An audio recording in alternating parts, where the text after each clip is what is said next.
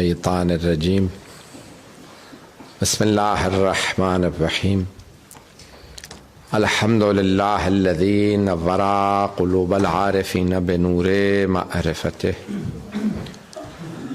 واثبت فؤاد انبیائہ واولیائہ بقصص الانبیاء والمرسلین واکمل ایمان المسلمین والمؤمنین بولایت علی امیر المؤمنین علیہ السلام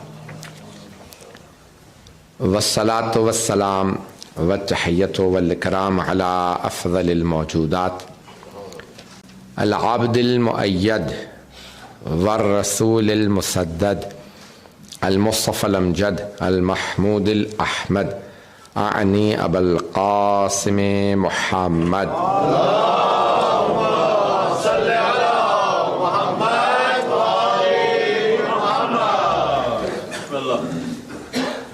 وعلى روحه ونفسه وسحره ووسيه سيد الاتقياء والأصفياء مولى الموالي إمام المتقين علي بن أبي طالب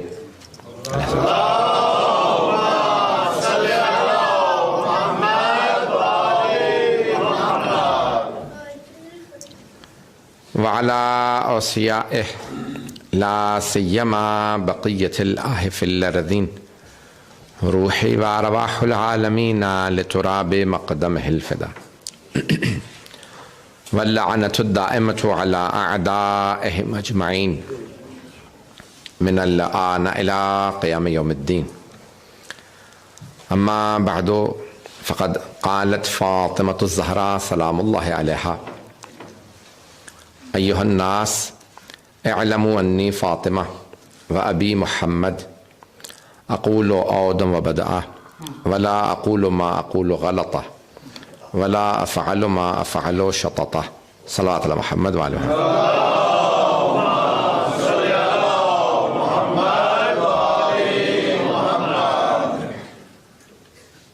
سلسلے کی تیسری مجلس ہے یہ ایام فاطمیہ سلام اللہ علیہا. میں منتظمین کا، بانیان مجلس کا، اور خاص طور سے مدینۃ العلم اور حسینیۃ الزہرا کے بانی حجت الاسلام والمسلمین مولانا سید مرید حسین نقوی صاحب کا، حجت الاسلام مولانا محمد علی نقوی صاحب کا شکریہ ادا کرتا ہوں، اور مولانا حجت الاسلام مولانا سجاد قمی صاحب اور دیگر مؤمنین جو اس وقت مجھے ڈنمارک کے مختلف اور سویڈن کے مختلف شہروں سے نظر آ رہے ہیں. ان کا شکریہ ادا کرتا ہوں کہ جو آپ نے 3 دن یا ان مجالس کو کرونا وائرس کے ان حالات میں اس بھرپور انداز سے سنا. اس سے پہلے کہ میں اپنی معروضات کو اس خطبے سے متعلق جو میں نے شروع کر رکھا ہے 2 دن سے، میں نے کل پورا مقدمہ فتح پیش کیا، مجھے موضوع کو مکمل کرنا ہے. لاہور میں مولانا محترم نے اسکول شروع کیا ہے السائر 12ویں امام السلام کے نام سے، اور یہ ایک ایکیڈیمک اسکول ہوگا جس میں بھرپور انداز سے ایکیڈیمک تعلیم بھی دی جائے گی اور دینی تعلیم بھی. یہ ایک بہت اچھی پیش رفت ہے کہ جس میں ہماری طرف سے آج اگر دیکھا جائے تو تعلیمی نصاب دوسروں نے ایسے بنا لی ہیں کہ ان کے علماء آج ایکیڈیمک ورلڈ کے اندر بھی بہت آگے جا چکے ہیں. تو اب ہماری طرف سے بھی اس طرح کے اقدامات ہونا بہت ضروری کہ جہاں ہمارے ایکیڈیمک جو اسٹوڈنٹس ہیں وہ اپنی B A, M A, P H D وغیرہ، ایم فل ان تعلیمات کے ساتھ دینی لحاظ سے اتنے مضبوط ہوں کہ جہاں جائیں تشیع کی صحیح نمائندگی کر سکیں. یہ نمائندگی بہت ضروری ہے.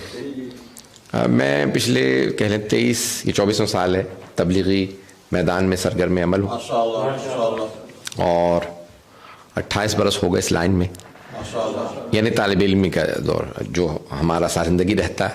جو بھی اس مکتب میں آئے گا وہ جناب امیر علیہ السلام کے مکتب کا، جناب صادق آل محمد کے مکتب کا وہ ایک شاگرد ہے، کیونکہ اس مکتب کے جو پیشوا ہیں وہ ائمہ اہل بیت علیہ السلام.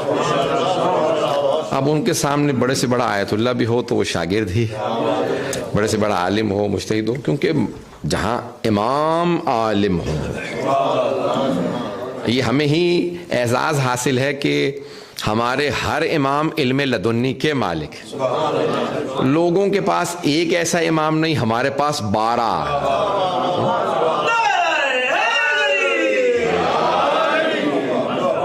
تو یہ مکتب بہت گہرا مکتب ہے.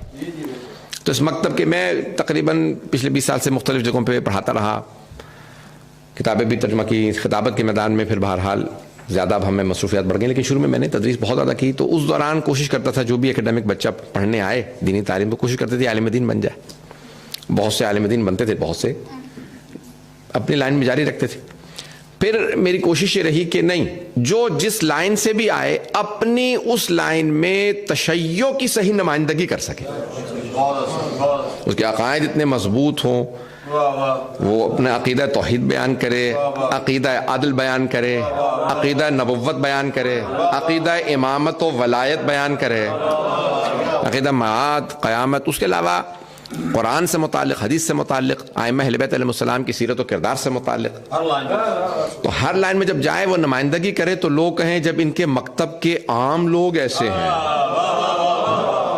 ان کے علماء کیسے ہوں گے. تو ہمارے یہ جو اس قسم کے اسکولوں کی میں ایک حسرت تھی، آرزو تھی گزشتہ 20 سال سے بہت سے علماء سے کہا. تو ہماری کوشش یہ ہے انشاءاللہ یہ مولانا جو اسکول شروع کر رہے ہیں کہ اس کے اندر اکیڈمک تعلیم کے ساتھ ساتھ دینی تعلیم بھی ہو. ہے اسکول ہے، مدرسہ نہیں ہے، لیکن اس کے اندر دینی لحاظ سے اتنا مضبوط کر دیا جائے گا کہ بچہ کسی بھی فیلڈ میں جائے تو وہاں تشیع کی، ڈاکٹر بنے اور اس میڈیسن کے فیلڈ میں تشیع کی صحیح نمائندگی کر سکے، وکیل بنے تو وہاں پہ نمائندگی کر سکے، صحافی بنے تو وہاں نمائندگی، جس فیلڈ میں چلا جائے وہاں پہ تشیع کی نمائندگی صحیح کرے. تو یہ ہمارا طور امتیاز ہونا چاہیے، کیونکہ ہمارے جو ائمہ علیہ السلام ہیں ان کا سب سے، ان کے بڑے سے بڑے دشمن نے اس بات کا اقرار کیا ہے کہ علم آل محمد سے آگے کوئی نہیں.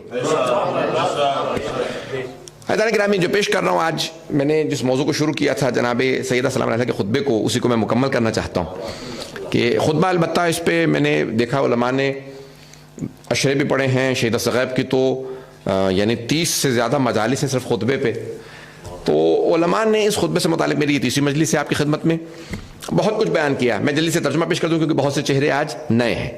تو بی بی فرماتی ہیں خطبہ دیا جب دربار میں آئیں، یہ مسجد نبوی کے اندر آئیں، بنی ہاشم کی خواتین کا پورا ایک احاطہ تھا چاروں طرف، آپ کے ایک جھرمٹ تھا، اور آپ نے آنے کے بعد ایک مرتبہ توحید کو بیان کیا.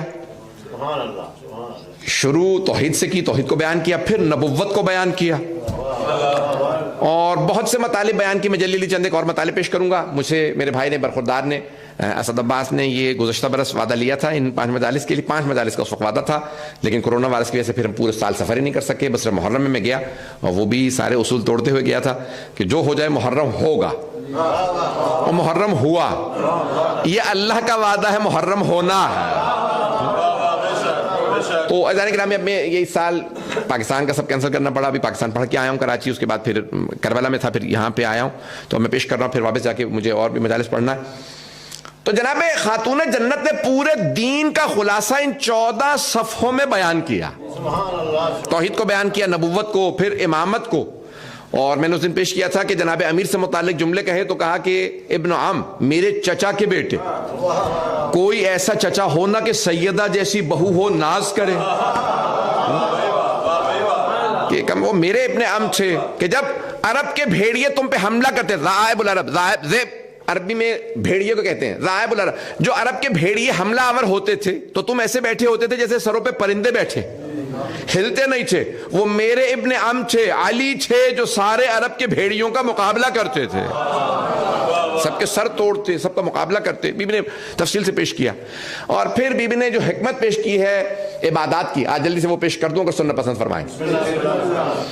تو جناب سیدہ فرماتی ہیں کہ بہت سے مختلف دین کے معاملات کو بی بی نے پیش کیا. میں خطبہ دہرانا نہیں چاہتا جو میں پرسوں پیش کر چکا، کل پیش کر چکا. تو وہاں ایک جملہ بی بی فرماتی ہیں، کہتے جعل الصلاۃ تنزیہا عن الکبر، اللہ نے نماز کو تکبر سے بچانے کے لیے بنایا. اگر پہنچا پاؤں، یہ کو عام ہستے نہیں بول رہی، خاتون جنت فرما رہی ہیں. بی بی نے تمام، دیکھیں فلسفہ احکام وہ بیان کر سکتا ہے، یعنی یہ حکم ہے اللہ کا، اس کا فلسفہ کیا ہے، اس کی حکمت کیا ہے. اللہ نے یہ حکم کیوں دیا؟ یہ وہ بتا سکتا ہے جس نے حکم بنایا ہو، یا وہ بتا سکتا ہے جس نے حکم کو سمجھا ہو، ویسا سمجھا ہو جیسا بنانے والے نے چاہا ہے۔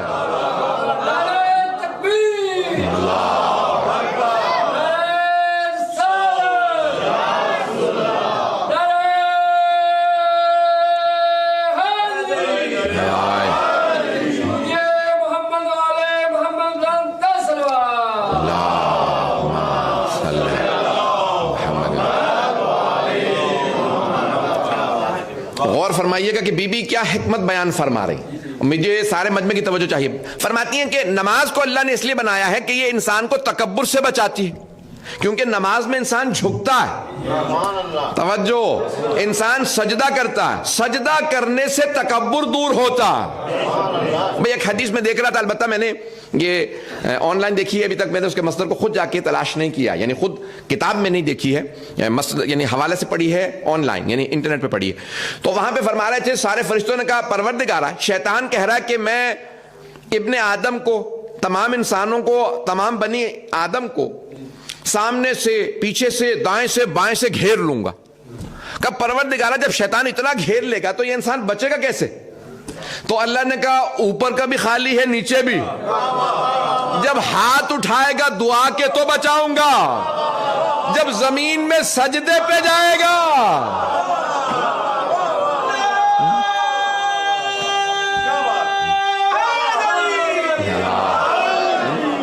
اور فرمایا جانے گرا کہ ہاتھ اٹھائے دعا کے لیے تو اسے بچاؤں گا، سجدے میں چلا جائے تو اسے بچاؤں گا۔ سجدے کرتے رہیے تاکہ اللہ آپ کو شیطان سے بچاتا رہے۔ یہ جناب امیر کی حدیث میں نے خود کئی مقامات پہ دیکھی ہے کہ جناب امیر فرماتے ہیں کہا کہ اگر چاہتے ہو نا شیطان کی ناک زمین پہ رگڑو، کہتے نا کسی دشمن کو شکست دی بہت ہی فاش، اتنا اسے ذلیل کیا، اس کی ناک زمین پہ رگڑ دی، ایسا ہے یا نہیں؟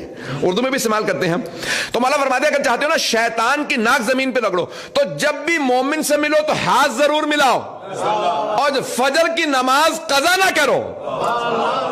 نہیں ہے مجمع، سب سے مشکل کام جو ہے نا وہ فجر کی نماز میں اٹھنا ہوتا ہے، اور سردیاں ہوں، اور پھر ڈنمارک جیسا ماحول ہو، کوپن ہیگن جیسا شہر ہو، یہ مالمو، یہ جو بھی اب شہر ہے مجھے نہیں معلوم کہاں سے ہیں لوگ، تو جہاں سے ہو۔ بہت بڑا ایک ایران کا پہلوان ہے، اس کا ورلڈ ریکارڈ ہے، اس نے سب سے زیادہ وزن اٹھانے کا ریکارڈ قائم کیا ہے۔ تو اس کا جملہ ہے کہ بھئی آپ یہ اتنا وزن اٹھاتے ہیں، کچھ کہہ رہے ہوتے ہیں، آپ فارسی میں انٹرویو لیا اس سے، کچھ کہہ رہے ہوتے ہیں، کیا کہتے ہیں جب آپ وزن اٹھاتے ہیں؟ کہتے ہیں میں کہتا ہوں یا ابا الفضل، میں ابو الفضل عباس کو بلاتا ہوں، جتنا وزن ہوتا ہے اٹھا لیتا ہوں، یا ابا الفضل کہتا ہوں۔ تو کہا کہ بھئی کوئی وزن آپ کو اٹھانے میں دقت ہوتی ہے؟ کہنے کہ ہاں 150 کلو تو اٹھا لیتا ہوں، 1.5 کلو کا کمبل نہیں اٹھتا۔ پتہ نہیں لوگ ہے یا نہیں، کہا فجر کے لیے 1.5 کلو کا کمبل نہیں اٹھتا مجھ سے۔ تو کہا کہ پھر کیا کرتے ہو؟ کہا وہاں پہ بھی دوبارہ ابو الفضل کو پکارتا ہوں۔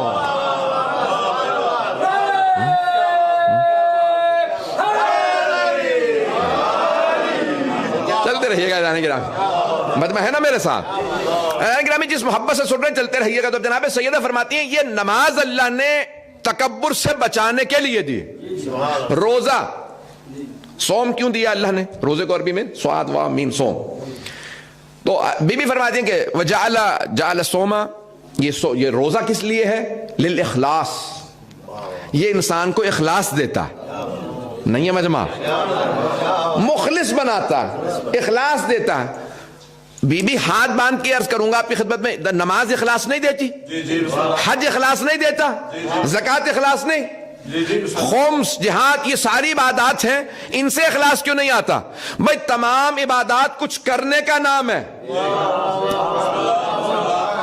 نماز ہے تکبیر، قراءت، رکوع، سجود کا نام، حج ہے احرام، طواف، سعی، وقوف، جمرات، ان تمام چیزوں کا نام۔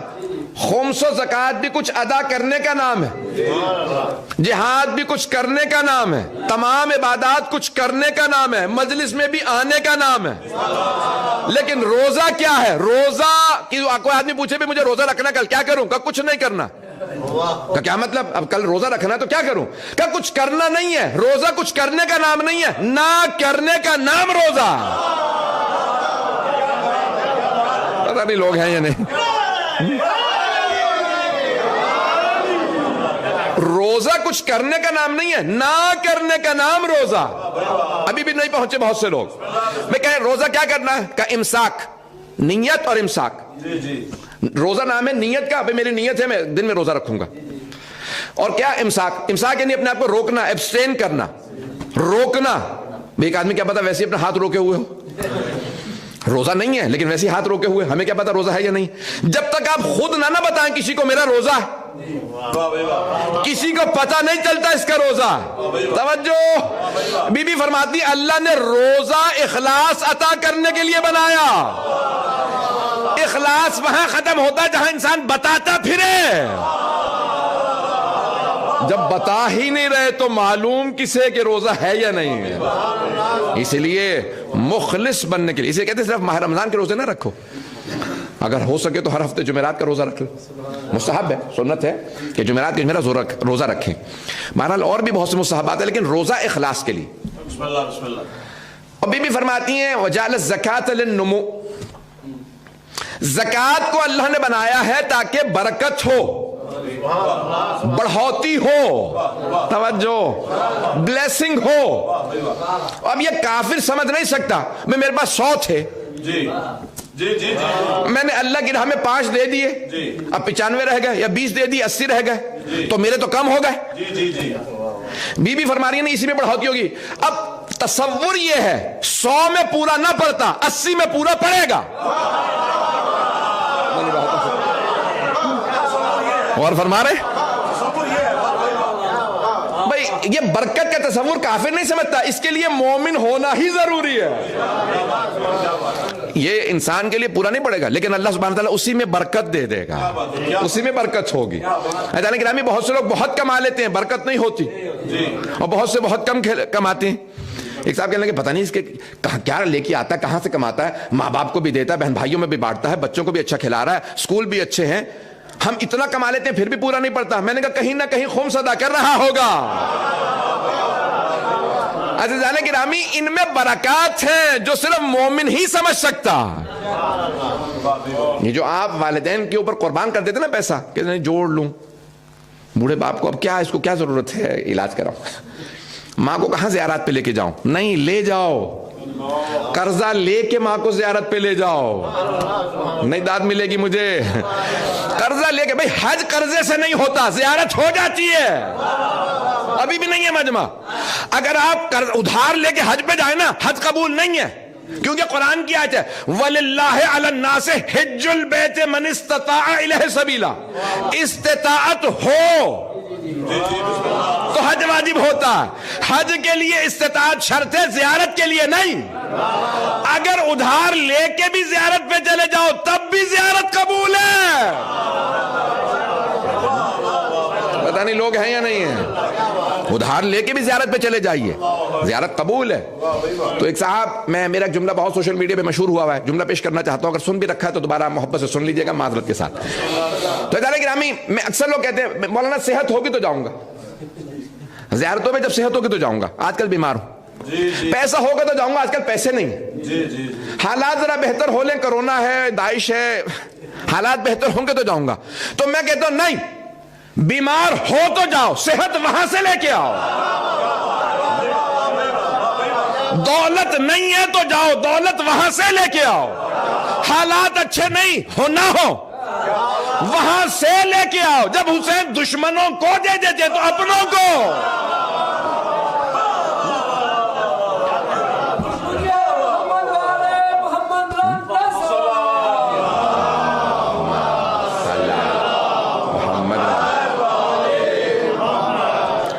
توجہ فرمائی جانے کی رہا. حسین ابن علی تو اتنے کریم ہیں، اتنے سخی، دشمن آ جائے تو رد نہیں کرتے، اور اپنا چلا جائے کیسے ممکن ہے خالی لوٹا ہے. جائیے. اب آئیے ذرا بی بی فرما رہی ہیں حج کو کیوں بنایا؟ وجعل الحج تشہیدا للدین، دین کی طاقت و قوت کو منوانے کے لیے اللہ نے حج بنایا. بسم اللہ بسم اللہ یہ 2-4 افراد پہنچ جائیں کافی نہیں میرے لیے. بسم اللہ بسم اللہ انسان کی محنت ہوتی ہے تو چاہتا ہے کہ ہر آدمی تک بات پہنچے. جملہ جناب سیدہ کا تشریح میں پیش کروں گا. بسم اللہ بی بی فرماتی ہیں دین کی قوت کے لیے، تشدید للدین، دین کی طاقت منوانے کے لیے، دین کی طاقت منوانے کے لیے اللہ نے حج بھیجا. اب کوئی بھی کافر دیکھے کہ کیا کر رہے ہیں لوگ، اتنے سوٹڈ، آپ نے اچھے کپڑے پہن رکھے، اب جائیں گے حج پہ تو کیا ہوگا، لٹھے کا احرام، سوٹ اتارا، توجہ، کوٹ نہیں پہنیں گے، کیا پہنیں گے، سادہ سا، ریشمی نہیں پہن سکتے، سادہ احرام باندھیں گے. کیا کر رہے ہیں یہ سب لوگ؟ یہ اللہ کے دین کی خاطر مکے کی گرم سرزمین پہ آئے ہیں. اگر اللہ کو ہالیڈے کرانی ہوتی نا تو سوئٹزرلینڈ میں رکھ دیتا، کینیڈا کے نیاگرا فال کے سامنے رکھتا. اللہ نے کہا نہیں، نہ وہاں پہ پانی ہوگا، میں اپنے نبی زادے اسماعیل کے قدموں کا پانی پلاؤں گا.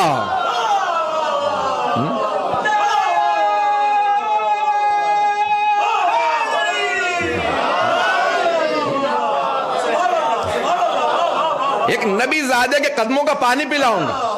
بوادن غیر ذی زرع، ایسی وادی جہاں نہ پودے ہیں نہ پانی ہے. آؤ گے تو اب انکار نہ کرنا، میں تبرک کو نہیں مانتا، نہیں ہے مجمع، تم خود ہی تبرکن زمزم بھی لے کے آؤ گے. پھر نہ کہنا قبروں کا طواف بدعت ہے، یہ شیعہ بدعتی ہے، نجف کربلا جا کے حسین و علی کی قبروں کا طواف کرتے ہیں.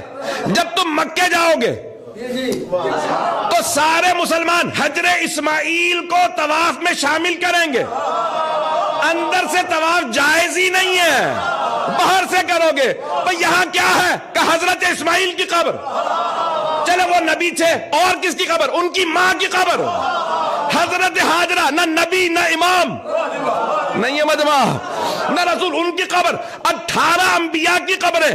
تو وہ جو کہتے ہیں قبروں کا طواف بدعت ہے، طواف کرو گے اللہ کے گھر کا. اللہ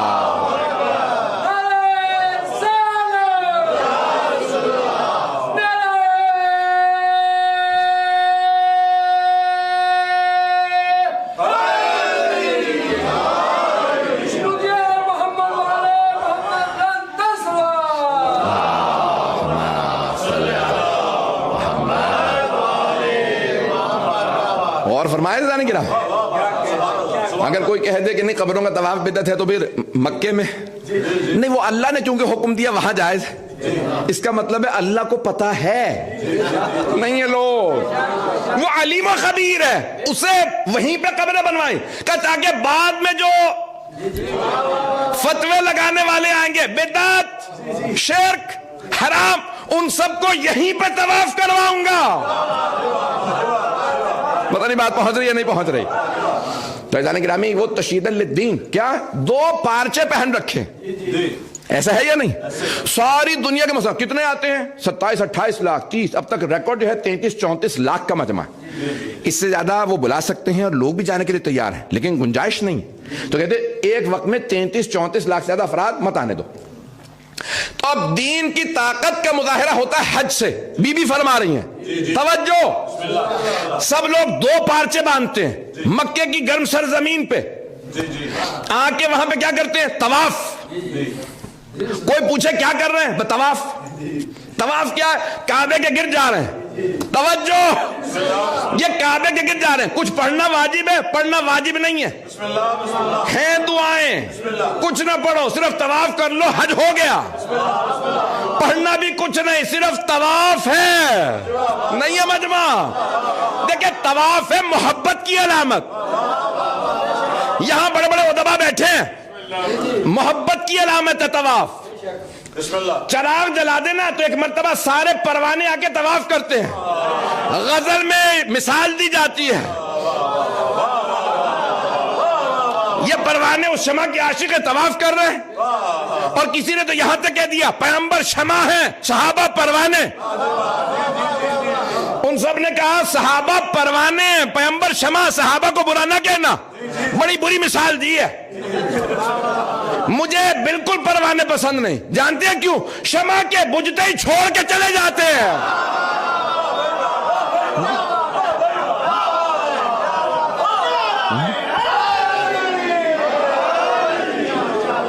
چلتے رہیے گا اسی طرح. محبت کی علامت ہے. یہ ساری کائنات طواف میں ہے. اور ہم نے دیکھیں کلاک وائز، لوگ کہتے ہیں کلاک وائز ایسے چلتا ہے طواف، اور اینٹی کلاک وائز جاتے ہیں ہم خانہ کعبہ کے گرد. یہی کہا جاتا ہے اینٹی کلاک وائز. پہنچ جائیے گا میرے برادران. تو جہاں جو گھڑی چلتی ہے نا اس کے برعکس جاتے ہیں. تو بہت سے لوگوں نے کہا نہیں، اب جو گھڑی بنائی ہے وہ ایسے چلتی ہے تو گھڑی کی طرح سے طواف کرو. پھر سائنس نے ثابت کیا جتنے سیارے ہیں نا وہ سورج کا ایسے ہی طواف کرتے ہیں جیسے ہم مکے کا. اب پتہ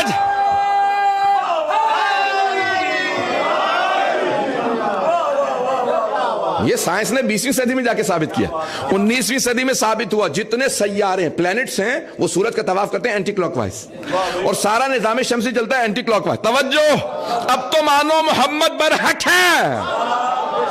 ابھی جب سائنس ہی نہیں تھی وہ اس وقت بتا کے گئے کہ طواف ویسے کرنا جیسے سارا نظام طواف کر رہا. اب یہ طواف جو ہے عشق و محبت کی علامت ہے.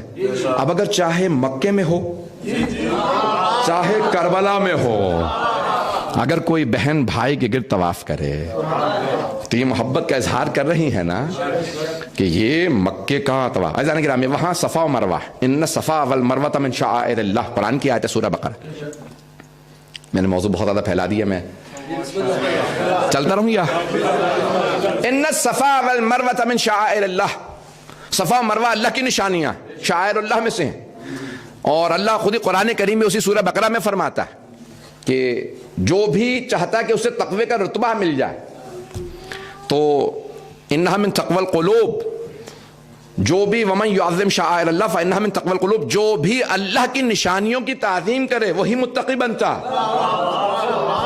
صفا مروہ کا جتنا فاصلہ ہے 384 میٹر، اتنا ہی فاصلہ ہے حرم امام حسین سے حرم حضرت عباس کا. نہیں ہے مجمع، اتنا ہی فاصلہ. عزیزان گرامی، یہ اللہ نے ایسا ہی رکھا. وہ دو نشانیاں باقی ہیں کربلا کی نشانیوں کی وجہ سے. ایک نتیجہ دینا چاہتا ہوں. تو بی بی فرماتی ہیں کہ یہ جو مکے کے اندر لوگ آتے ہیں یہ تشییداً للدین، دین کی قوت منوانے کے لیے اللہ نے حج بنایا. دین کی قوت، تشیع کی قوت و طاقت منوانے کے لیے 40 کا جلوس ہے. اس کی مخالفت نہ کرنا یہ شیعوں کی طاقت کا مظہر ہے.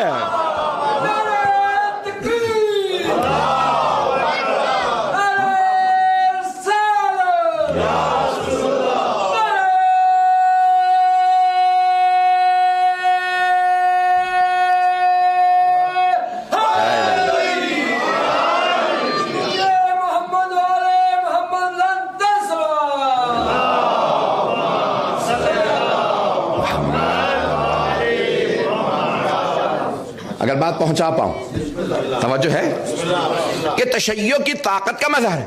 بہت سے لوگ کہتے ہیں زداری پہ اتنا پیسہ نہ لگاؤ، اتنا خرچہ نہ کرو، بچا لو گے تو اتنی یونیورسٹیاں بن جائیں گی، اتنے اسکول. یہ جتنی آج ہماری تعلیم ہے نا یہ اسی زداری کے صدقے میں ہے. توجہ، کیا کیا؟ دوسری خلافت کا دور تھا. ایک مرتبہ انہوں نے کہا بھئی اس سال خود یہ جو غلاف کعبہ اس کے احکام ہیں، غلاف کعبہ تبدیل کیا جاتا ہے ہر سال، خانہ کعبہ کو غسل دیا جاتا ہے، اور یہ سب 9 ذی الحجہ کو ہوتا ہے. تو دوسرے خلیفہ نے کہا کہ نہیں، مسلمانوں کی مالی حالت بہت بری ہے، اس سال ہم غلاف کعبہ تبدیل نہیں کریں گے، اور یہ پیسے ہم بچا لیں گے اور جو فقیر مسلمان ہیں نا انہیں کھلا دیں گے. جیسے ہی یہ دوسرے خلیفہ نے اعلان کیا، جناب امیر آئے مسجد میں، کہا کہ نہیں، مسلمانوں میں فاقے ہیں، ہم ایک اور فاقہ کر لیں گے. نہیں ہے مجمع، مسلمانوں میں فاقے ہیں، ہم ایک اور فاقہ کر لیں گے، لیکن خانہ کعبہ کی حرمت کو کم نہیں ہونے دیں گے، اس کے احترام کو کم نہیں ہونے دیں گے. کہ یا علی میں تو امت کے لیے بات کر رہا ہوں، امت کے لیے بات کر رہا ہوں. غلاف کعبہ کا پیسہ بچاؤں گا. ہم کعبے کو ستر نہیں پہنچائیں گے، قرآن رکھیں گے، سارا پیسہ مسلمانوں کو کھلا دوں گا، خود تو نہیں رکھ رہا، آپ اعتراض کیوں کر رہے ہیں؟ کب مسلمانوں کی غیرت کا معاملہ نہیں ہے مجمع، غیرت کا معاملہ، دشمن یہ کہیں گے انہیں اتنا برا وقت آ گیا کعبے کی حرمت کے پاس نہیں کہ ہم ایک دن اور فاقہ کر لیں گے، کعبے کو نیا غلاف پہنائیں گے، ہم فاقے کریں گے، حسین کی عزاداری بند نہیں کریں گے۔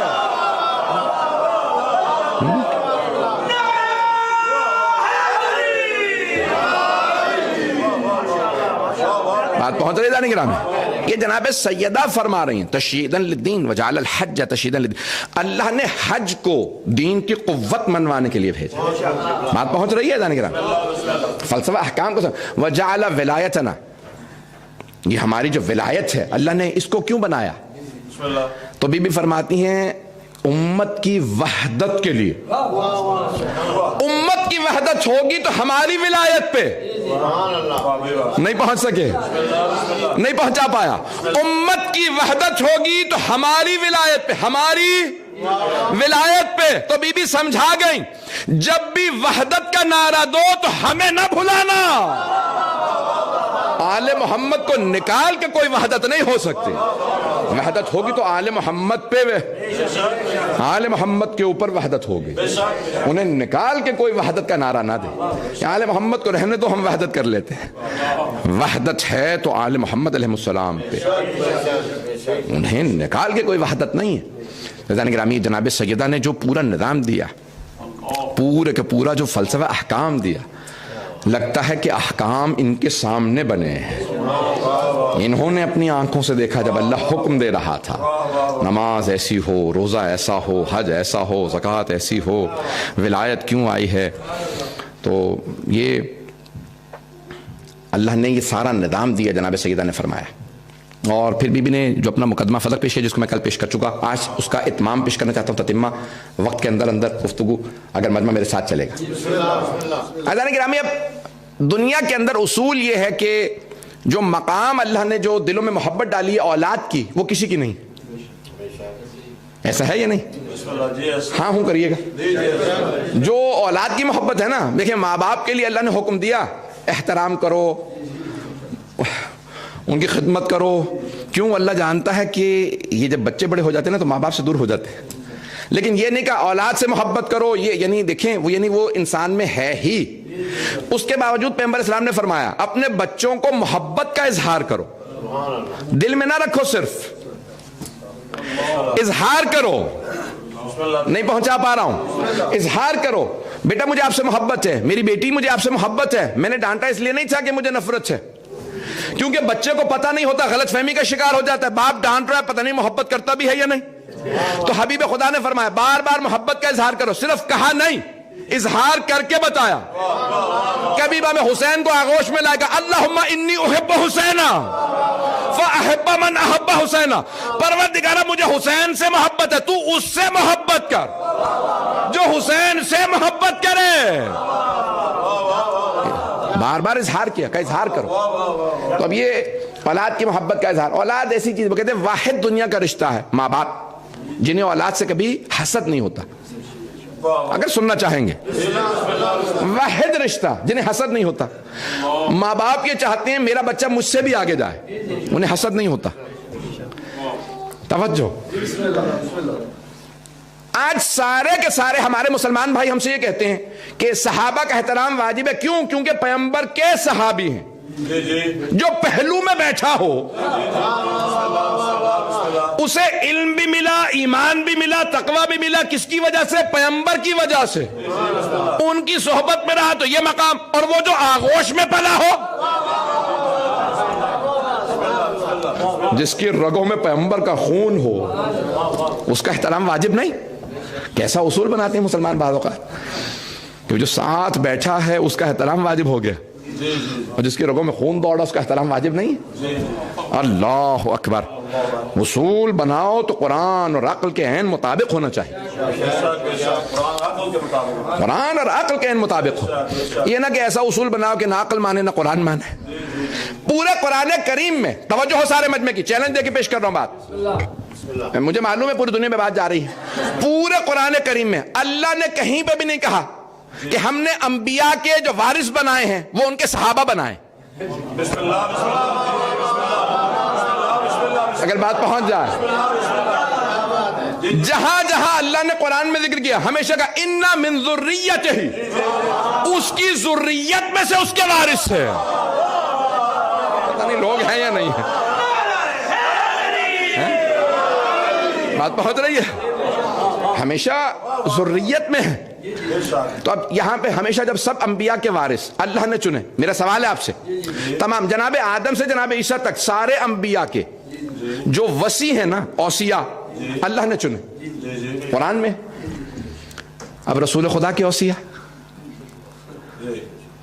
وہ امت پہ چھوڑ دی, جبکہ قرآن کی آیت ہے وَلَن تَجِدُوا فِي سُنَّتِ اللَّهِ تَبْدِيلًا, تم اللہ کی روش میں کبھی تبدیلی نہیں پاؤ گے. نہیں ہے مجمع, جب اللہ کی روش میں تبدیلی نہیں ہے تو کیسے ممکن ہے سارے انبیاء کے اوصیاء اللہ چنے اور رسول خدا کے اوصیاء سے متعلق امت خود ہی چن لے, اور پیغمبر فرمائے میرے بعد جیسے جناب موسیٰ کی امت میں یہودیوں میں 71 فرقے بنے, عیسائیوں میں 72, میری امت میں 73 فرقے ہوں گے, اور فرقہ ناجی ایک ہوگا. کس پہ ہوگا یا رسول خدا اختلاف؟ جانشینی پہ.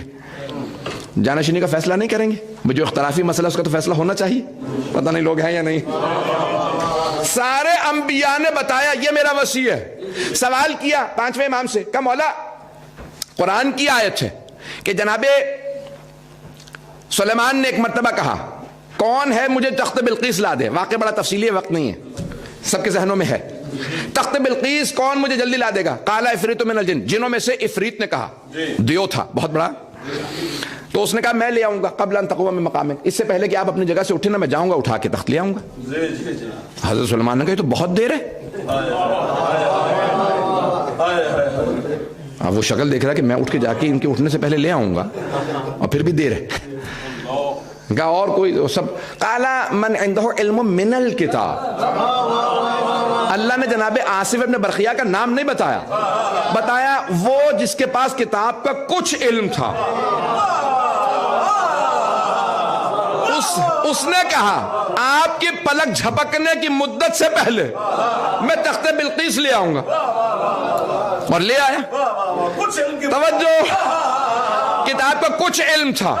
جیسی تخت آیا تو فوراً جناب بلقیس نے کہا کہ انہو ہوا, لگتا بالکل میرے تخت جیسا ہے. تو انہوں نے کہا تخت جیسا نہیں ہے, میں تخت سمیت لے آیا ہوں. اصول کافی میں روایت ہے 6 امام سے, کہ مجھے تعجب ہے مسلمانوں پہ جو ایک چھوٹے نبی سلیمان کے چھوٹے وصی آصف ابن برقیہ کے پلک جھپکنے کی مدت سے پہلے تخت لانا مان لیتے ہیں, لیکن سب سے بڑا نبی محمد مصطفیٰ کے سب سے بڑے وصی علی کے معجزے نہیں مانتے.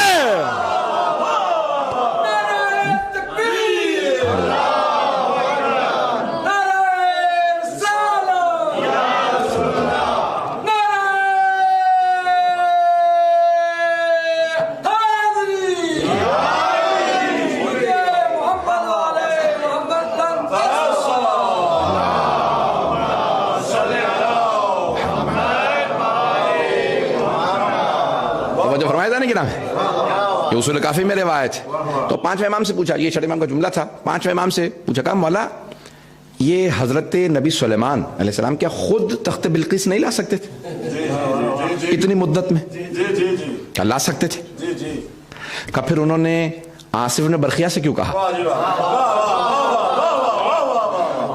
کہا وہ چاہتے تھے ان کی امت پہ ان کے وصی کا مقام واضح ہو جائے. اب اگر پیغمبر کہے نا 39 دن گزر گئے, کل 40واں دن ہے خیبر کا در اکھاڑنا, یہ نہیں ہے کہ پیغمبر نہیں کر سکتے, امت کو سمجھا رہے میرا وصی علی ہے.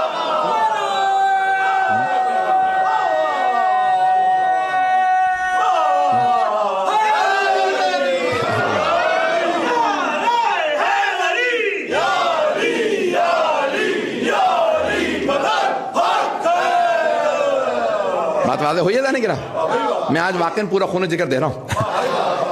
تو جناب سرور کائنات بار بار جناب امیر کا تعارف کر کے بتا رہے ہیں. کون کہتا ہے صرف غدیر میں اعلان کیا؟ دعوت ذوالعشیرہ سے لے کے غدیر خم تک مسلسل اعلان کیا, مسلسل اعلان کیا. تو عزیزان گرامی, اب یہ جناب امیر کا جملہ میں نے جو پیش کیا تھا ایک مرتبہ کل پرسوں میں, کہ کہا کہ بھئی تمہارا حق کیوں بنتا ہے کہ تم خلیفہ ہو؟ کہ کیونکہ ہم صحابہ ہیں. میں نے کہا اچھا صرف صحابی ہونے سے تو خلافت کا حق مل گیا, اور اگر کوئی صحابی بھی ہو اور اہل بیت بھی ہو تو حق چھن کیوں جاتا؟ توجہ ہو. تو یعنی کہ میں جو جملہ پیش کرنا چاہ رہا ہوں کہ جناب امام موسیٰ کاظم علیہ السلام سے سوال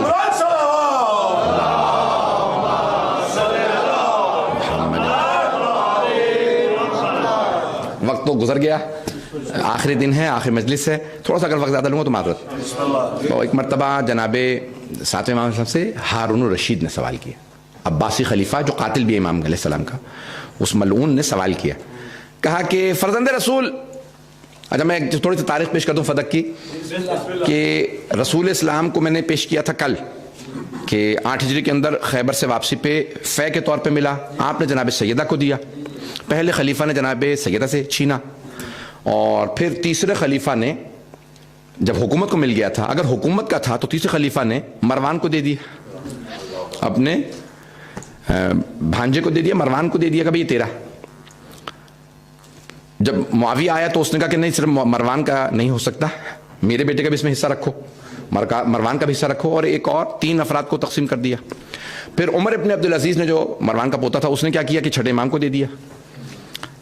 ہارون رشید نے پھر دوبارہ چھین لیا, عبداللہ فتح نے دوبارہ چھین لیا. ہارون رشید نے امام موسیٰ کاظم علیہ السلام سے کہا کہ فرزند رسول یہ فدق کا معاملہ اتنا لمبا کھنچ چکا, صلی اللہ علیہ وسلم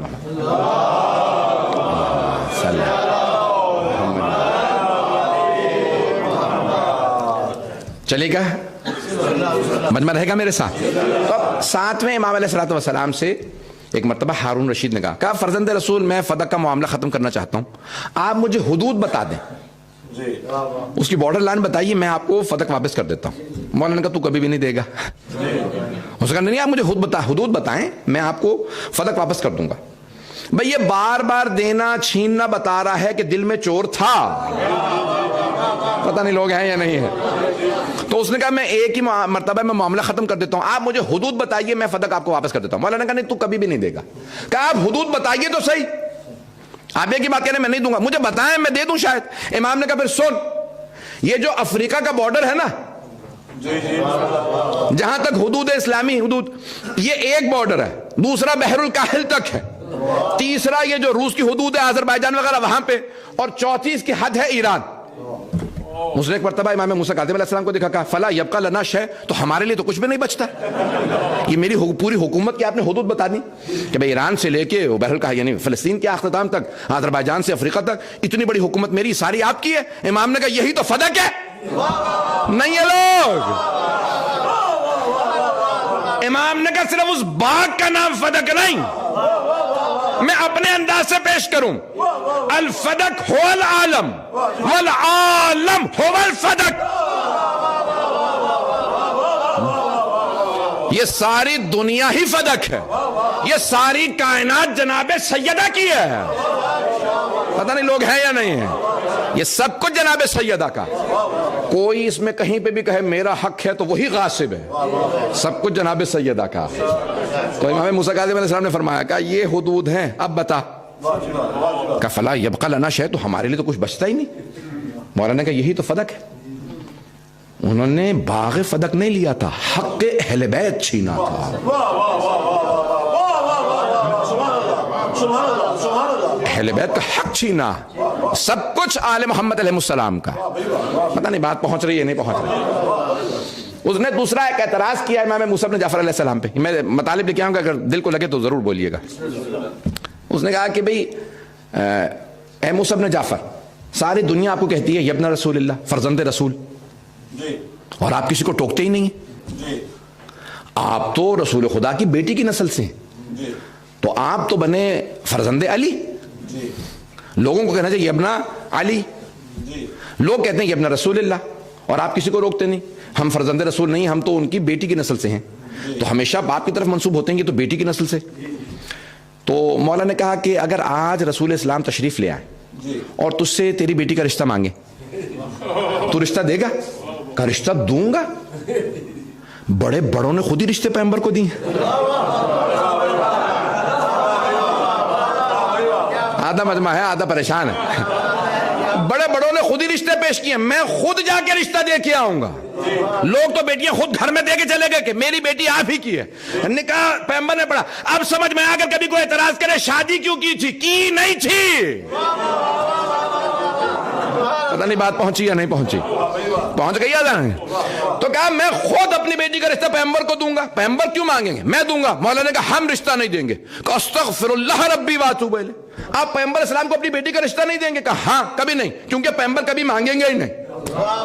کہا کیوں نہیں مانگیں گے رشتہ؟ سب سے زیادہ خاندانی آپ، سب سے خوبصورت آپ، تو آپ کا رشتہ کیوں نہیں مانگیں گے؟ آپ کی بیٹی کا. مولانا نے کہا کیونکہ چاہے بیٹے کی نسل ہو چاہے بیٹی کی، اپنی ہی نسل ہوتی ہے، دونوں ہی محرم ہوتے ہیں. پتہ نہیں لوگ ہیں یا نہیں. چاہے میرے بیٹے کی اولاد ہو وہ بھی میری اولاد ہے، بیٹی کی اولاد ہو وہ بھی میری اولاد ہے. کہا کیونکہ ہم بیٹی کی نسل سے ہوں تب بھی پیغمبر ہی کی نسل ہے. تو اس نے کہا کہ کوئی قرآن سے بھی دلیل ہے آپ کے پاس؟ مولانا نے کہا ہاں آیت پڑھتا ہوں. یعنی اللہ نے قرآن کریم کے اندر سورہ بقرہ کے اندر فرمایا کہ جناب ابراہیم علیہ السلام کی نسل سے کون کون ہے؟ اسماعیل و اسحاق و یعقوب. اللہ نے فرمایا ابراہیم کی نسل سے اسماعیل بھی ہے. مولانا پہنچ گئے، بہت سے افراد جو اہل علم میں پہنچ گئے. فرمایا اسماعیل بھی ہیں، اسحاق بھی ہیں، یعقوب بھی ہیں. پھر اللہ نے کچھ فاصلہ دیا، انبیاء کے نام لینے کے بعد کہا، فوراً کہا پھر اس کے بعد وزکریا و یحییٰ و عیسیٰ. توجہ، کیا اللہ نے عیسیٰ کو بھی کہا ابراہیم کی نسل سے؟ بتا ذرا عیسیٰ کے باپ کا نام کیا؟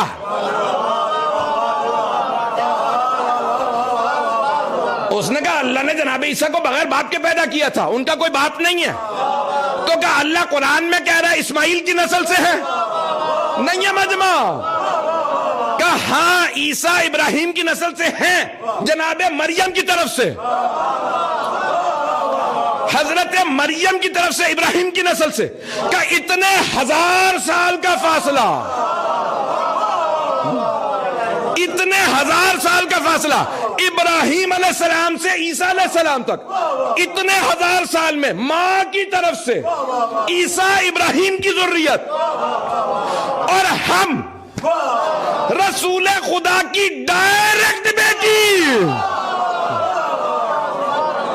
نسل میں نہیں ہے.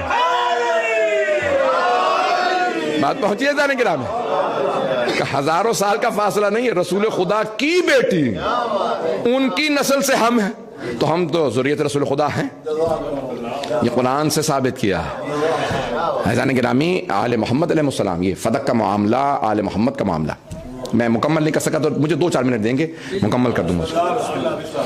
تو یہ سارا معاملہ اللہ نے کیا کیا کہ مرکز اہل بیت کے فضائل کا جناب سیدہ کو بنایا.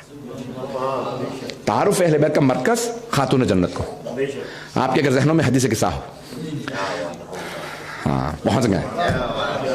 جب جناب جبرائیل علیہ السلام نے سوال کیا یا رب من ہم، پروردگارہ کون ہیں یہ؟ تو اللہ نے کہا ہم فاطمہ و ابوہا و بعلہا و بنوہا. کون ہے؟ کہ فاطمہ ہے، فاطمہ کے بابا ہے، فاطمہ کے شوہر اور فاطمہ کے بیٹے. پروردگارہ 5 ہی تو افراد ہیں، سب کے نام بتا دیتا. توجہ، نام بتانے تھے تو سب کے بتا دیتا. کون ہے؟ محمد، علی، فاطمہ، حسن و حسین. بڑا آسان تھا، جتنے رشتے بتائیں اتنے انعام تھے. نہیں ہے مجمع، نتیجہ دینا چاہ رہا ہوں، میری بڑی محنت ہے اس کے اوپر. پروردگارہ 5 ہی نام ہے، تو نے ایک نام بتایا تھا، باقی نام بھی بتا دیتا. بھئی اگر مثال کے طور پہ کوئی اہمیت والا نہ ہو، مجھ جیسا آدمی ہو، کوئی اہمیت نہیں ہے، نام اللہ نالے سمجھ میں آتا ہے. یہاں سارے ہی اہم ہیں، پتہ نہیں لوگ ہیں یا نہیں ہیں. بھئی کوئی سید المرسلین، کوئی سید الاولیاء، کوئی سیدہ شباب اہل الجنہ، اور اللہ نام نہیں لے رہا، نام ایک لے رہا کہ ہم فاطمہ. تو کون ہے؟ کہ فاطمہ ہے. اچھا باقی 4 مرد ہیں، وہ فاطمہ کے بابا ہیں. نہیں ہے لوگ، محمد نہیں ہے، فاطمہ کے بابا. فاطمہ کا شوہر، فاطمہ کے دونوں بیٹے. توجہ، اللہ نے مرکز خاتون جنت کو بنایا. اگر رشتوں سے ہی بنانا تھا تو پروردگار ہاتھ باندھ کے کہہ رہا ہوں، مشرک نہیں ہوں کہ کہوں کہ تجھے مشورہ دے رہا ہوں. پروردگار تو نے رشتوں سے تعارف کروانا تھا تو کہتا میرا حبیب، ان کی بیٹی، ان کا داماد، ان کے دو نواسے. رشتہ یہ بڑا آسان تھا، مسلمانوں کو بھی سمجھ میں آتا، باقی غیر مسلموں کو بھی سمجھ میں آتا. اللہ نے کہا نہیں، میں نبی اور علی کو بناؤں گا ہی نہیں مرکز. کیوں؟ میں نے سیدہ کو مرکز بنایا ہے اہل بیت کا. جب جب اختلاف وہ کسی آدمی پہ، یہ اہل بیت میں ہے یا نہیں ہے، اسے مرکز پہ پلٹا دینا.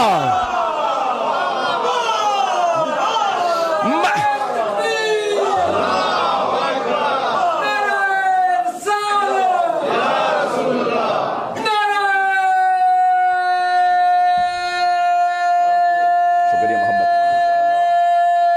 سلامت رہیں.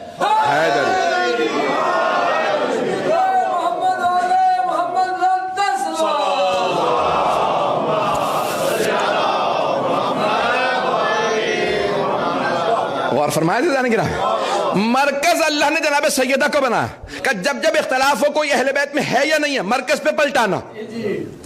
میں نے اسی لیے اللہ کہے گا اپنے حبیب کو مرکز نہیں بنایا. کیوں؟ اپنے حبیب کو مرکز بناتا تو جو جو رشتہ جوڑتا وہ کہتا میں بھی اہل بیت، یہ بھی اہل بیت، وہ بھی، سبھی بن جاتے ہیں کہ ہم سارے کے سارے پیغمبر سے کوئی نہ کوئی رشتہ تو جوڑ ہی لیں گے. پتہ نہیں لوگ ہیں یا نہیں ہیں. اللہ نے کہا مرکز خاتون جنت، خاتون جنت کو مرکز بنایا. بس بھی میں نے آپ کی زحمت کو تمام کیا. چاہے گھر کے باہر کے فضائل ہوں، خاتون جنت مرکز ہے. گھر کے اندر کے فضائل ہوں، خاتون جنت مرکز. گھر کے باہر کے فضائل میں مباہلہ دیکھ لیجئے، مرکز سیدہ. گھر کے اندر کے فضائل میں آیت تطہیر دیکھ لیجئے، مرکز سیدہ. اب عزیزان گرامی کہ جناب سرور کائنات بی بی کی تعظیم میں کھڑے ہو جائیں. میں نے پہلے دن ایک جملہ کہا تھا، آج مکمل کر دوں. وقت تمام ہو چکا، بہت زیادہ وقت نہیں لوں گا.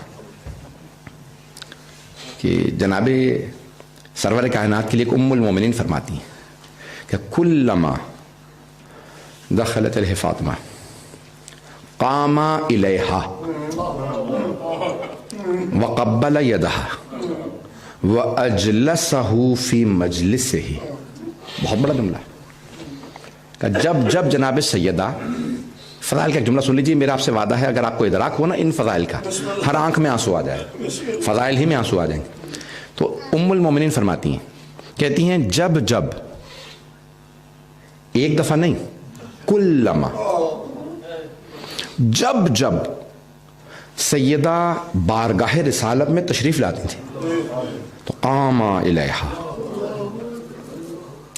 تو قام لہا نہیں فرمایا، قام الیہا. لہا یعنی ان کے لیے قیام کرتے تھے، قام الیہا یعنی ان کی طرف بڑھتے تھے.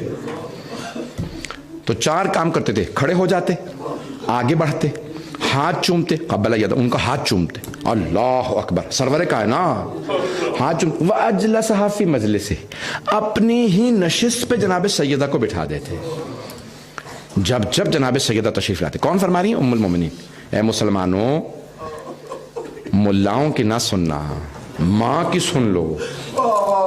ماں کہہ رہی ہیں، ام المومنین کہتی ہیں جب جب سیدہ آتی نا تو رسول خدا جب، اچھا جب ایک مرتبہ نہیں کہا، یعنی ابھی آئی ہیں جناب سیدہ، بابا جان تشریف رکھیے، پھر گئیں، بابا جان آپ کے لیے شربت لائی ہوں، پھر پیمبر کھڑے ہو گئے. بابا جان آپ کے لیے میں دسترخوان لائی ہوں، پھر پیمبر کھڑے ہو گئے. بابا جان میں کھانا لگا دوں، پھر کھڑے ہو گئے.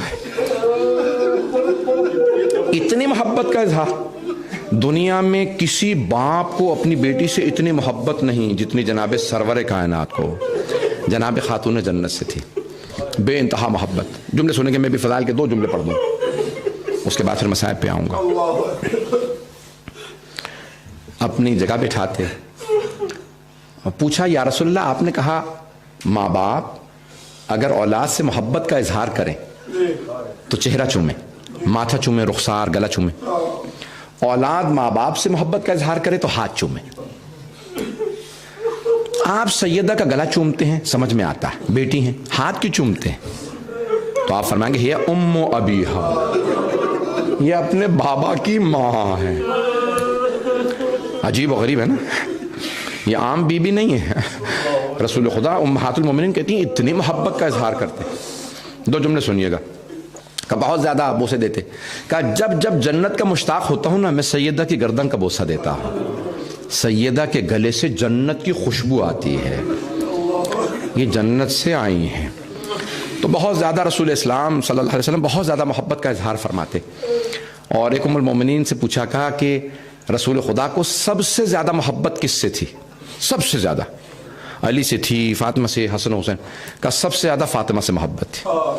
کہا آپ کے پاس دلیل کیا ہے؟ کہا جب رسول خدا جاتے تھے نا تو سب سے آخر میں فاطمہ سے ملتے تھے جب سفر میں جاتے تھے، اور جب سفر سے واپس آتے تھے تو سب سے پہلے سیدہ سے ملتے. پوچھا یا رسول اللہ یہ آپ جاتے میں آخر میں ملتے ہیں، آتے میں سب سے پہلے؟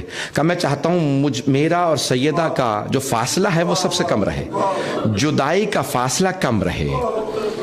بہت زیادہ محبت فرماتے. ایک اور جملہ اس سے پہلے کہ میں مصائب پڑھوں بی بی کا، کہ رسول اسلام کا آخری وقت ہے. میں نے خود روایت دیکھی ہے کہ امام حسن حسین دونوں رسول خدا کے سینے سے لپٹ گئے. تو جناب سیدہ آگے بڑھیں، کہا میرے بیٹو میرے بابا کے سینے میں درد ہے، آپ دونوں سینے سے اتر جائیں. تو جناب سرور کائنات نے کہا سیدہ میرے نواسوں کو میرے سینے پہ رہنے دو.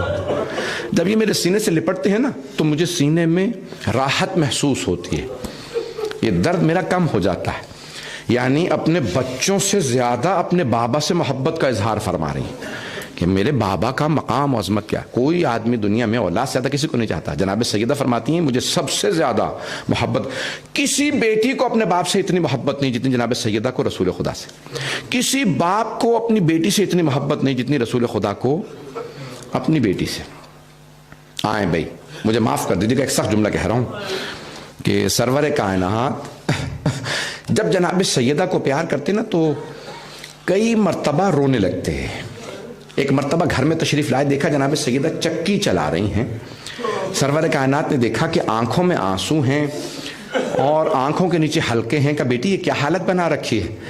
کہا بابا جان پوری رات میں آپ کی محراب عبادت کے سامنے کھڑی رہی، آپ پوری رات رکوع میں رہے، میں بھی رکوع میں رہی ہوں، آپ بھی نہیں سوئے بابا جان، میں آپ کو دیکھتی رہتی ہوں، میرے بچے بھی. رسول خدا نے کہا بیٹی بس اس دنیا میں کچھ ہی مدت آپ باقی ہیں، سب سے پہلے میرے پاس آپ آئیں گی. کوئی بھی جوانی میں مرنا نہیں چاہتا، لیکن علماء موجود ہیں، روایت کے الفاظ ہے جناب سیدہ خوش ہوئیں اور خوش ہونے کے بعد کہا بابا مجھے اس بات کی خوشی ہے کہ میں جلدی آپ کے پاس آ جاؤں گی، میں اس دنیا میں زیادہ رہنا نہیں چاہتی. جوانی میں کوئی مرنا نہیں چاہتا، کوئی 18-19 برس کے سن میں مرنا نہیں چاہتا. پہنچ گئے میرے بھائی، کوئی 18-19 سال کی عمر میں مرنا نہیں چاہتا. لیکن اگر کوئی بی بی ہاتھ اٹھا کے مصلے پہ بیٹھ کے کہے الہی عجل وفاتی، پروردگارہ مجھے موت بھیج دے، میں جینا نہیں چاہتی، مجھے مسلمانوں نے اتنا ستایا ہے، مجھے مسلمانوں نے بہت ستایا ہے. اجرکم اللہ، اجرکم اللہ. تاریخ میں ابھی جو بی بی کے مصائب پڑھنا چاہ رہا تھا، مکمل پڑھنا چاہ رہا ہوں آج پوری شہادت. تاریخ میں 4 تابوت بڑے مظلومیت کے ہیں. پہلا جناب خاتون جنت کا تابوت ہے، جب مدینے میں تابوت اٹھا، میں اختتام پہ پیش کروں گا. دوسرا تابوت دیکھیں گے دمشق شہر ہے، چھوٹی سی بی بی کا تابوت ہے. کسی امام نے تابوت اٹھایا، گلے میں طوق تھا، ہاتھوں میں زنجیریں، پاؤں میں بیڑیاں. اگر دیکھ سکے تو میٹر دیکھیے گا. جب کوئی لاشا دیتا ہے نا قبر میں تو وہ لاشا دیتے میں کہتا ہے کہ لاشا لینے والے آرام سے لینا. اب امام سجاد قبر میں لاشا دے رہے ہیں، سب بیبیاں ہیں، کسے لاشا دے؟ آواز دی بابا اپنی بیٹی کا لاشا لے لیجئے. اجرکم اللہ. 72 کے لاشیں اٹھانے والے میرے مولا دمشق آ گئے ہوں گے. بس بھئی سننا چاہیں گے 2 اور تابوت سن لیجئے، پھر جناب سیدہ کے آخری جملے مصائب کے پڑھوں گا. جانتے ہیں تیسرا تابوت کس کا ہے؟ مدینہ شہر ہے، چوتھے امام کا تابوت ہے۔ آنکھیں بند کر کے ذرا مدینے چلیے گا، ہر بیٹا یہ چاہتا ہے میرے باپ کے جنازے میں زیادہ سے زیادہ لوگ ہوں، لیکن چوتھے امام کہہ رہے ہیں میرے جنازے میں زیادہ لوگوں کو نہ بلائیے گا۔ امام باقر نے سب کو بلایا کہ بابا ہر بیٹا چاہتا ہے باپ کے جنازے میں زیادہ لوگ ہوں۔ چوتھے امام فرمائیں گے بیٹا میری بھی یہی حسرت تھی، لیکن میرے بابا کا لاشا 3 دن تک بے گور و کفن پڑا رہا۔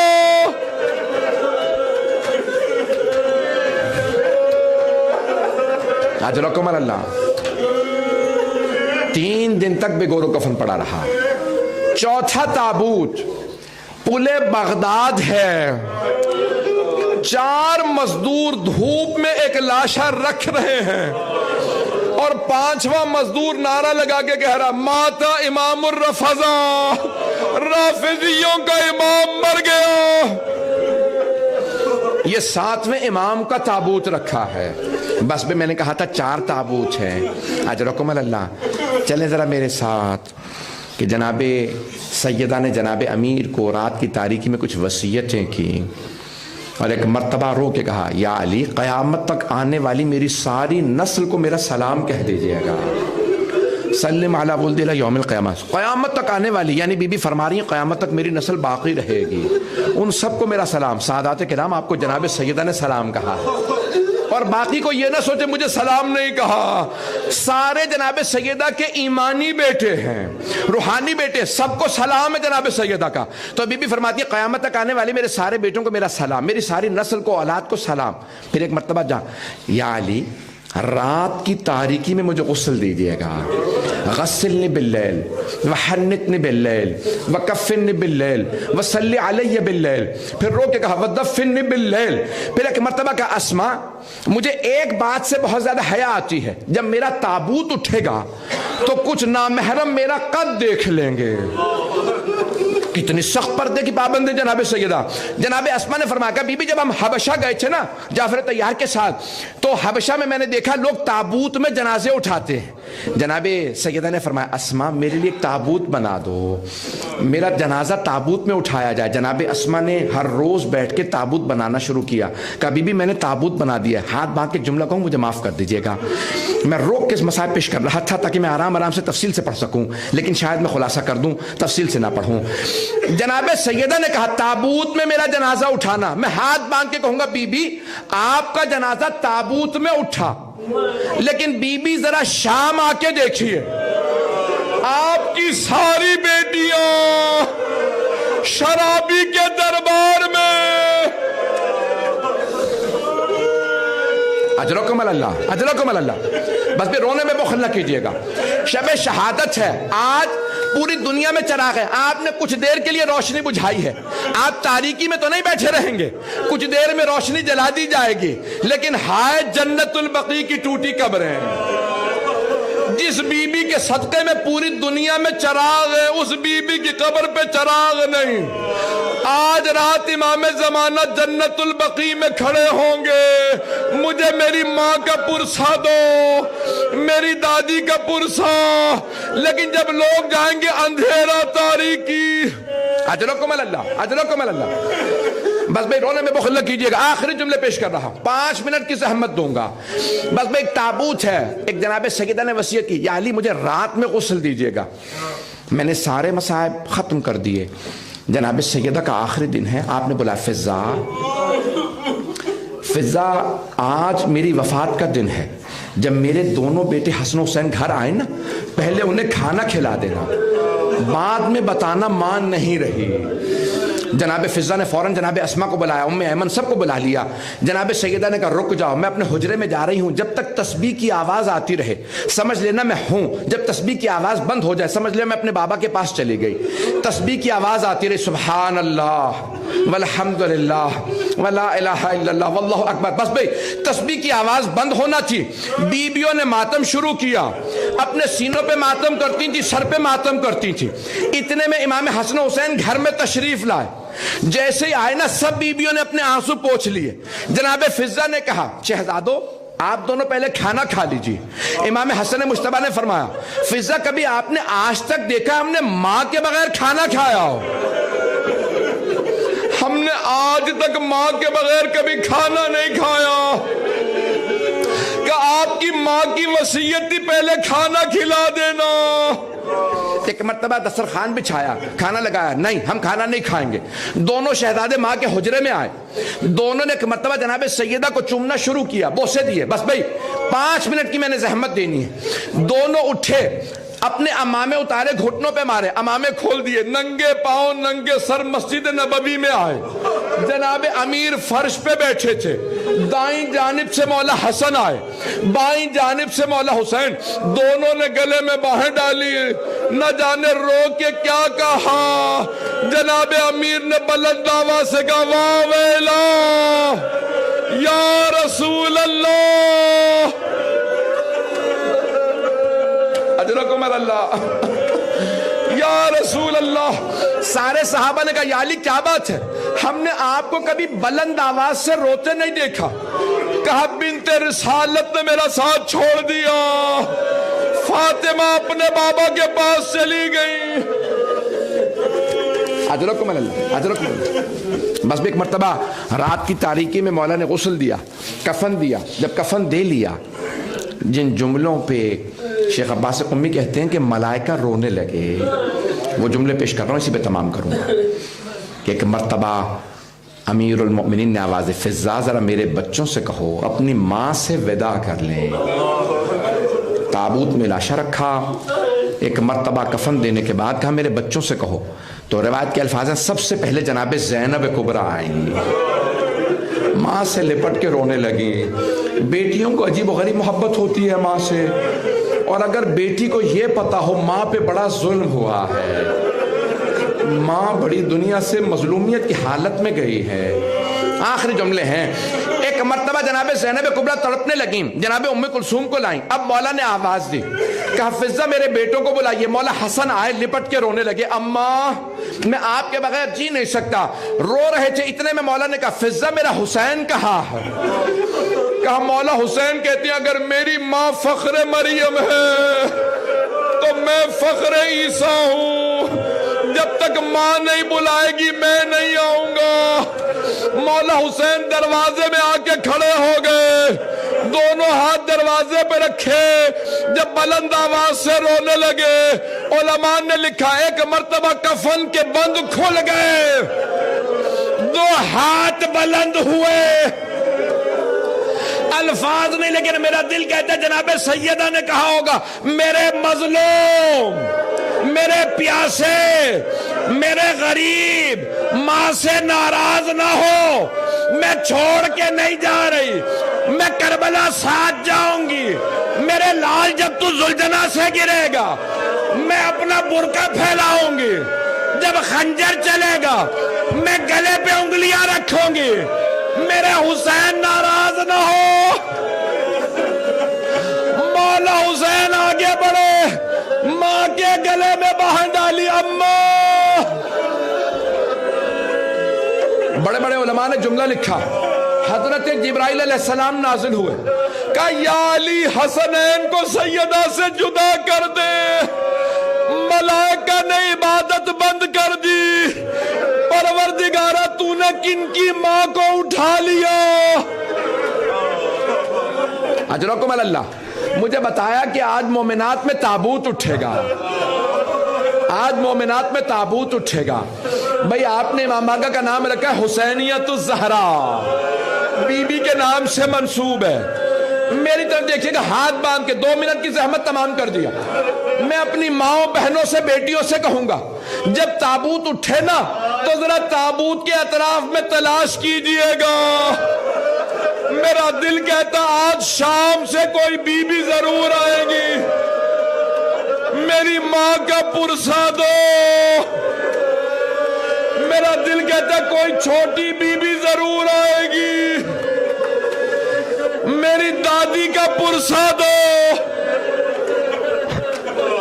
اجرکم اللہ، اجرکم اللہ، اجرکم۔ بس بھئی آخری جملے، ایک مرتبہ تابوت اٹھا، جیسے ہی تابوت اٹھا جناب امیر نے آواز دی, میں نے پہلے دن پڑھا تھا, جناب امیر نے آواز دی, حسن بیٹا تابوت روک دو. 14 افراد جنازے میں, کہ حسن مجھے جنازے کے پیچھے کسی بی بی کی آہٹ محسوس ہو رہی ہے. مولا حسن نے فرمایا بابا زینب آ رہی ہے. کہا حسن میری غیرت برداشت نہیں کرتی, زینب سے کہو گھر واپس چلے جا. جناب امام حسن مجتبیٰ نے فرمایا کہ بابا زینب برقعے میں ہے. کہ بیٹا پھر بھی میری غیرت برداشت نہیں کرتی, زینب کو گھر چھوڑ کے آؤ. میں ہاتھ باندھ کے کہوں گا مولا مدینہ شہر ہے, رات کا وقت ہے, بی بی برقعے میں ہے, باپ کا سایہ, بھائیوں کا ساتھ, مولا آپ سے برداشت نہیں. مولا جب کوفے کے بازاروں میں نامحرموں کے مجمع میں لوگ بی بی کو پتھر ماریں گے, الا لعنت اللہ علی القوم الظالمین وسيعلم الذين ظلموا أي منقلب ينقلبون.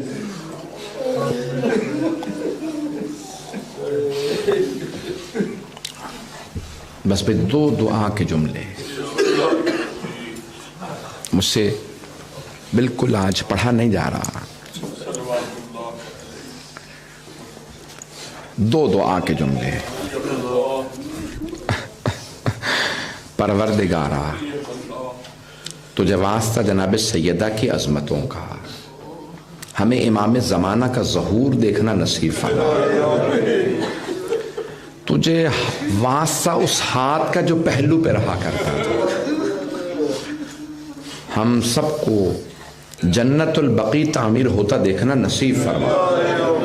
دشمنان اہل بیت کو نیست و نابود فرما. داعش و طالبان کو آل سعود کو غارت فرما. پروردگارہ اس امام بارگاہ کو دن دگنی رات چگنی ترقی عنایت فرما. خدمت کرنے والوں کی توفیقات میں اضافہ فرما. جو ہاتھ بلند ہے کسی کو رد نہ فرما. بس بھئی ایک دعا کروں گا, مختصر سا واسطہ. پروردگارہ بہت سے مریضوں نے التماس سے دعا کی ہے, کرونا وائرس کا خاتمہ فرما. ایک سوال کرنا چاہتا ہوں, کبھی بیماروں کو بستر سے تو نہیں گرایا جاتا؟ پروردگارہ شام غریباں کے ایک بیمار کا واسطہ جنہیں بستر سے گرا دیا گیا تھا, ہمارے تمام مریضوں کو شفائے کاملہ عاجلہ عنایت فرما. پروردگارہ بہت سے لوگوں نے التماس سے دعا کی ہے. پروردگارہ تجھے واسطہ جناب سیدہ سلام علیہ کی عظمتوں کا, پروردگارہ ہمارے تمام اسیروں کو رہائی کی خبر عنایت فرما. بے اولادوں کو جناب محسن کے صدقے میں اولاد نصیب فرما. پریشان حالوں کی پریشانیاں دور فرما. پروردگارہ ایک آخری واسطہ دے رہا ہوں. پروردگارہ جب شام غریبہ میں ایک بچی نے انتظار کیا کہ میرے بابا یتیموں کے سر پہ ہاتھ رکھا کرتے تھے, میرے سر پہ بھی کوئی ہاتھ رکھے. میرے بابا یتیم بچیوں کو نئی بالیاں دیا کرتے تھے, نئی بالیاں پہناتے تھے. تو ایک بچی انتظار میں تھی کوئی میرے سر پہ شفقت کا ہاتھ رکھے, مجھے نئی بالیاں پہنائے. اتنے میں شمر آ گیا, اس نے ایسا سر پہ ہاتھ رکھا بی بی کا بالوں کو چھڑانا مشکل ہو گیا. بی بی نے رو کے آواز دی, چچا ابا. جب اس نے بالیاں اتاری نا تو بی بی مقتل میں اتر گئی, بابا مجھے نیند نہیں آ رہی. پروردگارہ اس یتیمہ بی بی کی عظمتوں کا واسطہ سب کی دعائیں مستجاب فرما. ہم سب کی عاقبت بخیر فرما. ہمیں زندگی میں بار بار محمد وآل محمد علیہ السلام کی زیارات نصیب فرما. آخرت میں ان کی شفاعت نصیب فرما. ہم سب کو خلوص نیت سے دین کی خدمت کی توفیق عنایت فرما. پروردگارہ تجھے واسطہ اپنے ذات و جلال کا جتنے مومن مومنات یہاں موجود ہے, بانیان مجلس, شرکت کنندگان, پڑھنے والے سننے والے, سب کی توفیقات میں اضافہ فرما. ربنا تقبل منا انک انت السمیع العلیم بحق محمد وآلہ الطیبین الطاہرین المعصومین.